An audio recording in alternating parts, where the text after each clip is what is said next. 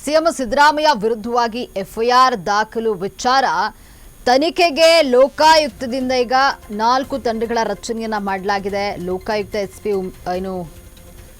Udesh, DySP S Malatesh, Chamarajanagar DySP Mathew Thomas ಹಾಗೂ inspector ಒಳಗೊಂಡಿರುವಂತಹ ತಂಡಗಳ ರಚನೆಯಾಗಿರುವಂತಹ ತನಿಖಾ ತಂಡಗಳ ರಚನೆಯಾಗಿದೆ. ಎಲ್ಲ ಅಧಿಕಾರಿಗಳ ಜೊತೆ ಎಸ್ಪಿ ಉದೇಶ್ ಸಭೆಯನ್ನ ನಡೆಸಿದ್ದಾರೆ. ಸಿಎಂ ಪತ್ನಿಗೆ ನಿವೇಶನ ಮಂಜೂರು ಮಾಡಿದ ಅಧಿಕಾರಿಗಳಿಗೆ ಆತಂಕ ಉಂಟಾಗಿದ್ದು ಯಾವುದೇ ಸಂದರ್ಭದಲ್ಲೂ ಕೂಡ ತನಿಖೆಗೆ ಒಳಪಡಿಸುವಂತಹ ಸಾಧ್ಯತೆ ಇದೆ.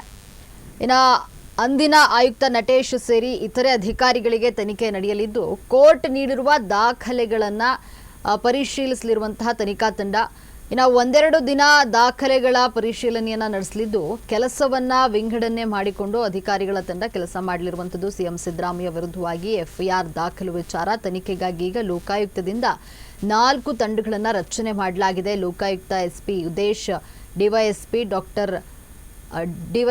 S Malatesh, Chamarajanagar DySP Mathew Thomas ಹಾಗೂ ಇನ್ಸ್ಪೆಕ್ಟರ್ ಒಳಗೊಂಡಿರುವಂತಹ ತನಿಖಾ ತಂಡಗಳು ಎಲ್ಲ ಅಧಿಕಾರಿಗಳ ಜೊತೆ ಸಭೆಯನ್ನು ಉದೇಶ್ ನಡೆಸಿರುವಂಥದ್ದು. ಎಸ್ಪಿ ಉದೇಶ್ ಇನ್ನು ಸಿಎಂ ಪತ್ನಿಗೆ ನಿವೇಶನ ಮಂಜೂರು ಮಾಡಿದಂತಹ ಅಧಿಕಾರಿಗಳಿಗೆ ಆತಂಕ ಈಗ ಉಂಟಾಗಿದೆ. ಯಾವುದೇ ಸಂದರ್ಭದಲ್ಲೂ ಕೂಡ ತನಿಖೆಗೆ ಒಳಪಡಿಸುವಂತಹ ಸಾಧ್ಯತೆ ಇದೆ. ಅಂದಿನ ಆಯುಕ್ತ ನಟೇಶ್ ಸೇರಿ ಇತರೆ ಅಧಿಕಾರಿಗಳ ತನಿಖೆ ನಡೆಯಲಿದೆ. ಕೋರ್ಟ್ ನೀಡಿರುವ ದಾಖಲೆಗಳನ್ನು ಪರಿಶೀಲಿಸಿರುವಂತಹ ತನಿಖಾ ತಂಡ ಇನ್ನು ಒಂದೆರಡು ದಿನ ದಾಖಲೆಗಳನ್ನು ಅಧಿಕಾರಿಗಳು ಪರಿಶೀಲನೆ ನಡೆಸಲಿದ್ದಾರೆ.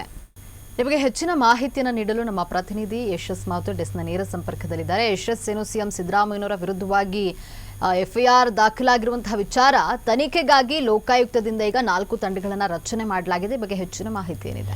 ಹೌದು ಲಕ್ಷ್ಮಿ, ಭಾಳ ಪ್ರಮುಖವಾಗಿ ಈಗಾಗಲೇ ಲೋಕಾಯುಕ್ತ ಕಚೇರಿಯಲ್ಲಿರುತ್ತೆ. ಲೋಕಾಯುಕ್ತದಲ್ಲಿ ಮುಖ್ಯಮಂತ್ರಿ ಸಿದ್ದರಾಮಯ್ಯನವರ ವಿರುದ್ಧ ಎಫ್ಐಆರ್ ದಾಖಲಾಗಿರ್ತಕ್ಕಂಥದ್ದು. ಏನು ಮೂಡಾದಲ್ಲಿ ಅವರ ಪತ್ನಿ ಅಕ್ರಮವಾಗಿ 14 ನಿವೇಶನವನ್ನು ಪಡೆದಿದ್ದಾರೆ ಅಂತ ಗುರುತರವಾದಂಥ ಆರೋಪ ಏನಿದೆ. ಈ ಆರೋಪದ ಹಿನ್ನೆಲೆಯಲ್ಲಿ ಈಗಾಗಲೇ ಕೇಸ್ ಕೂಡ ದಾಖಲಾಗಿರ್ತಕ್ಕಂಥದ್ದು. 4 ಜನರ ಮೇಲೆ ಎಫ್ಐಆರ್ ಅನ್ನು ಮಾಡಲಾಗಿದೆ. A1 ಆಗಿ ಸಿದ್ದರಾಮಯ್ಯನವರು, A2 ಆಗಿ ಶ್ರೀಮತಿ ಪಾರ್ವತಿ ಸಿದ್ದರಾಮಯ್ಯನವರು ಹಾಗೂ A3 ಆಗಿ ಮಲ್ಲಿಕಾರ್ಜುನ ಅಂದರೆ ಅವರ ಬಾಬು ಮೈದ್ನ ಹಾಗೂ 4ನೇ ಆರೋಪಿಯಾಗಿ ಏನು ಭೂಮಿಯನ್ನು ಮಾರಿದಂತಹ ದೇವರಾಜ್ ಅವ್ರನ್ನ ಮಾಡಿರ್ತಕ್ಕಂಥದ್ದು.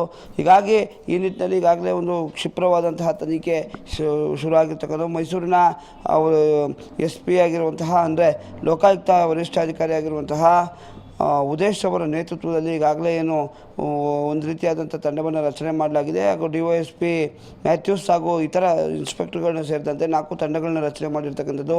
ಈ ಒಂದು ಪ್ರಕರಣದ ತನಿಖೆಯಲ್ಲಿ ಕಂದಾಯ ಇಲಾಖೆ ಇರ್ಬೋದು ಅಥವಾ ಮೂಡಾ ಇಲಾಖೆ ಇರ್ಬೋದು ಅಥವಾ ಇತರ ಇಲಾಖೆಗಳನ್ನ ಯಾವ ರೀತಿಯಾಗಿ ತನಿಖೆಯನ್ನು ಮಾಡಬೇಕು ಅಥವಾ ಯಾವ ರೀತಿ ದಾಖಲೆಗಳನ್ನ ಸಂಗ್ರಹ ಮಾಡಬೇಕು, ಹೀಗಾಗಿ 4 ಟೀಮ್ಗಳನ್ನು ಕೂಡ ಮಾಡಿರ್ತಕ್ಕಂಥದ್ದು.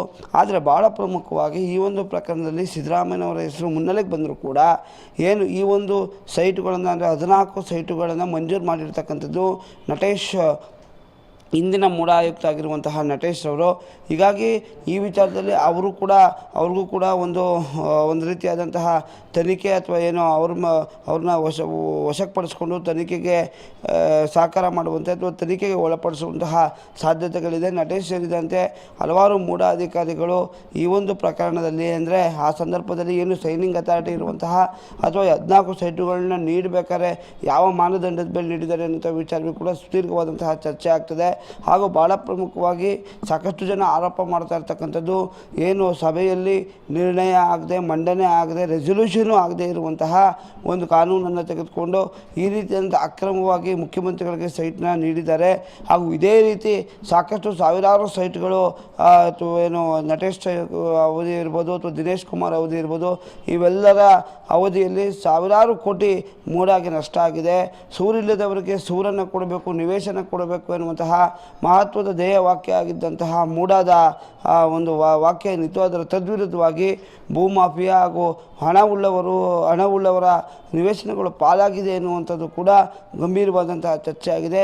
ಹೀಗಾಗಿ ಈ ಒಂದು ಪ್ರಕರಣ ಒಂದು ಮುಖ್ಯಮಂತ್ರಿ ಸಿದ್ದರಾಮಯ್ಯನವರ 14 ನಿವೇಶನಗಳ ಜೊತೆಗೆ ಏನು ಸಾವಿರಾರು ನಿವೇಶನಗಳು ಏನು ಅಕ್ರಮವಾಗಿ ತೆಗೆದುಕೊಂಡಿದ್ದಾರೆ ಅಥವಾ ಸಾಕಷ್ಟು ಜನಕ್ಕೆ ಮಾರಾಟ ಆಗಿದೆ. ಇವೆಲ್ಲರ ನಿವೇಶನಗಳನ್ನು ಕೂಡ ಏನು ಸರ್ಕಾರದ ಬೊಕ್ಕಸಕ್ಕೆ ತುಂಬಿಸುವಂತಹ ಪ್ರಯತ್ನ ಆಗ್ತಾ ಇದೆ. ಹಾಗೂ ಈ ವಿಚಾರದ ಜೊತೆಗೆ ಆ ವಿಚಾರವೂ ಕೂಡ ಮುನ್ನೆಲೆಗೆ ಬರುವಂತಹ ಸಾಧ್ಯತೆ ಇದೆ. ಹೀಗಾಗಿ ಸಾಕಷ್ಟು ಜನ ಅಧಿಕಾರಿಗಳಿಗೂ ಕೂಡ ಈಗಾಗಲೇ ನಡಕ ಶುರುವಾಗಿದೆ ಅಂತಲೇ ಹೇಳ್ಬೋದು. ಯಾಕಂದರೆ ಹಾಲಿ ಏನು ಸರ್ಕಾರದ ಅಧಿಕಾರದಲ್ಲಿ ಇರುವಂತಹ ಅಧಿಕಾರಿಗಳೇನಿದೆ ಅವ್ರಿಗೆ ಏನು ಸರ್ಕಾರ ಒಂದು ಅನುಮೋದನೆ ಕೊಡಬೇಕಾಗುತ್ತೆ ಅಥವಾ ತನಿಖೆಗೆ ಅವಕಾಶ ಮಾಡಿಕೊಡುವಂತೆ ಸರ್ಕಾರ ಅನುಮತಿಯನ್ನು ಕೊಡಬೇಕಾಗುತ್ತೆ. ಹೀಗಾಗಿ ಆ ಒಂದು ಪಟ್ಟಿಯನ್ನು ಕೂಡ ಏನು ಎಸ್ ಪಿ ಅವರ ನೇತೃತ್ವದಲ್ಲಿ ಸಿದ್ಧಪಡಿಸಲಾಗಿದೆ. ಅದು ಕೂಡ ಸರ್ಕಾರದ ಗಮನಕ್ಕೆ ತರಲಾಗುತ್ತೆ ಎನ್ನುವಂತಹ ಮಾಹಿತಿ ಕೂಡ ಇರ್ತಕ್ಕಂಥದ್ದು. ಹೀಗಾಗಿ ಈ ಒಂದು ಲೋಕಾಯುಕ್ತ ಪ್ರಕರಣ ಸಾಕಷ್ಟು ರೀತಿಯಾದಂತಹ ಸಂಚಲನವನ್ನು ಕ್ರಿಯೇಟ್ ಮಾಡ್ತಾ ಇದೆ. ಹಾಗೂ ಏನು ಈಗ ಬಂದಿರುವಂತಹ ಮಾಹಿತಿಯ ಪ್ರಕಾರ ಏನು ಎಸ್ ಪಿ ಉದೇಶ್ ಅವರು ಕೂಡ ಏನು ಸಾಕಷ್ಟು ದಾಖಲೆಯನ್ನು ತೆಗೆದುಕೊಂಡು ಬೆಂಗಳೂರಿನ ಕೇಂದ್ರ ಕಚೇರಿಗೆ ತೆರಳಿರ್ತಕ್ಕಂಥದ್ದು. ಕಚೇರಿಯಲ್ಲೂ ಕೂಡ ಏನು ಹಿರಿಯ ಅಧಿಕಾರಿಗಳು ಚರ್ಚೆ ಮಾಡಿ ಮುಂದಿನ ಕ್ರಮವನ್ನು ತೆಗೆದುಕೊಳ್ತಾರೆ ಎನ್ನುವಂತಹ ಮಾಹಿತಿ ಇದೆ. ಈ ಒಂದು ಮುಖ್ಯಮಂತ್ರಿ ಸಿದ್ದರಾಮಯ್ಯನವರ ಕುಟುಂಬದ ಜೊತೆಗೆ ಅಧಿಕಾರಿಗಳಿಗೂ ಕೂಡ ಸಂಕಟ ಎದುರಾಗಿದೆ ಅಂತಲೇ ಹೇಳ್ಬೋದು. ಲಕ್ಷ್ಮಿ, ಧನ್ಯವಾದ ಯಶಸ್ ನಿಮ್ಮೆಲ್ಲ ಮಾಹಿತಿಗಾಗಿ.